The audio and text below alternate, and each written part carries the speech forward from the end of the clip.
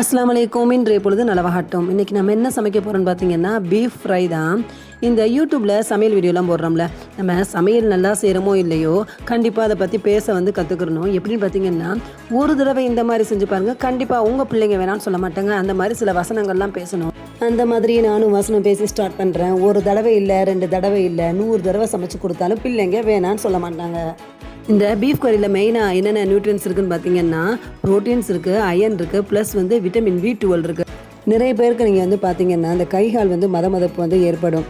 சும்மா இருக்கலையும் சரி, தூங்கலையும் சரி, அப்படியே கைகால் மதமதத்து போயிடும். இது எதனால் ஏற்படுதுன்னா இந்த விட்டமின் B12 குறைபாடுனால தான். அளவுக்கு மீறினால் அமுதமும் நஞ்சு அப்படிங்கிற மாதிரி எதுவுமே அளவாக சாப்பிட்டா தப்பு கிடையாது. இப்போ நிறைய பேருக்கு என்ன பிரச்சனை இருக்குதுன்னு பார்த்தீங்கன்னா, இந்த கால்வலி பிரச்சனை தான் பெரிய பிரச்சனையாக இருக்குது. அந்த மாதிரி ஆட்கள் சொந்தமாக வைத்தியம் பார்த்துக்கிறாங்க. அந்த மாதிரி பண்ணாமல் நம்ம ஹாஸ்பிட்டல் போனோம்னா சில டெஸ்ட் எடுப்பாங்க. அதில் யூரிக் ஆசிட் பாசிட்டிவாக இருந்துச்சுன்னா கண்டிப்பாக இந்த பீஃப் கறி, மட்டன் கறி இதெல்லாம் சாப்பிடக்கூடாது. என் ஹஸ்பண்ட் சொல்லுவாப்பில், உணவை அன்போடு சமைச்சா ருசியாக இருக்கும்னு.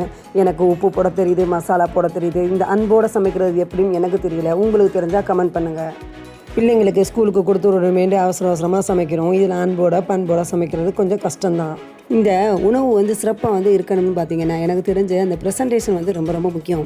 எப்படின்னு பார்த்தீங்கன்னா, இப்போ நீங்கள் பிரியாணியே சமைச்சாலும் அது ஒரு சரட்டையில் வச்சு கொடுக்குறதுக்கும், ஒரு கஞ்சியே குடித்தாலும் அது ஒரு மங்கு கோப்பையில் போட்டு ஸ்பூனை போட்டு கொடுக்குறதுக்கும் வித்தியாசம் இருக்குது. ப்ரெசன்டேஷன் உணவை கண்களுக்கு விருந்தாக காமிக்குது. நம்ம டெய்லி காலையில் எந்திரிக்கிறோம், சமைக்கிறோம், சாப்பிட்றோம், தூங்குறோம், ரிப்பீட்டு இப்படியே தான் லைஃப் போய்கிட்டு இருக்கு. அந்த ஒவ்வொரு உணவையும் ருசியாக சாப்பிட்டா மட்டும்தான் வயிற்றுக்கும் ஃபுல்லாக இருக்குது, மனசுக்கும் ஃபுல்ஃபில்லாக இருக்குது. பார்த்தீங்களா, சும்மா பேசிக்கிட்டே இருக்கேன். சொல்ல வந்த விஷயத்தை மறந்துட்டேன். இதில் என்ன நம்ம ஆட் பண்ணியிருப்பேன் நீங்கள் பார்த்துருப்பீங்க. இருந்தாலும் சொல்கிறேன். இதில் சில்லி பவுடர், அப்புறம் சிக்கன் 65, வீட்டில் உள்ள கறி மசாலா. இந்த கறி மசாலா வச்சு நம்ம பெயின் டிஷ்ஷை நிறைய டிஷ்ஷை நம்ம ரெடி பண்ணிடலாம். அதை வீட்டில் ப்ரிப்பேர் பண்ணுற மசாலா தான். ஒரு நாளைக்கு டைம் இருந்தால் இன்ஷால்லா கண்டிப்பாக அந்த வீடியோ போடுறேன். இந்த ஒரு மசாலா இருந்தால் எல்லாமே நம்மளுக்கு சமையல் ரொம்ப ரொம்ப ஈஸி ஆயிரும். கடைசியில் அந்த மசாலா பரட்டையில் ஓட்ஸ் போட்டேன். ஏன்னா க்ரன்ச்சியாக இருக்கட்டும்ட்டு. நிஜமாகவே இந்த பீஃப் ஃப்ரை க்ரன்ச்சியாக, ஜூஸியாக, ஸ்பைஸியாக நல்லாவே இருந்துச்சு. பிள்ளைங்களுக்கு ஸ்கூல் கொடுத்து விட்டோம். அது சிக்கனாக பீஃப் கறியான உங்களுக்கு டிஃப்ரென்ஸ் பண்ண தெரியல. அவ்வளோ டேஸ்ட்டாக இருந்துச்சு, சாஃப்டாக இருந்துச்சு. கண்டிப்பாக நீங்கள் ட்ரை பண்ணிவிட்டு எனக்கு கமெண்ட் பண்ணுங்கள்.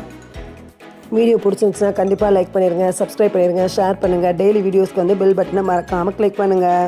இன்று நாளை ஒரு புதிய வீடியோவில் சந்திக்கலாம். அஸ்ஸலாமு அலைக்கும்.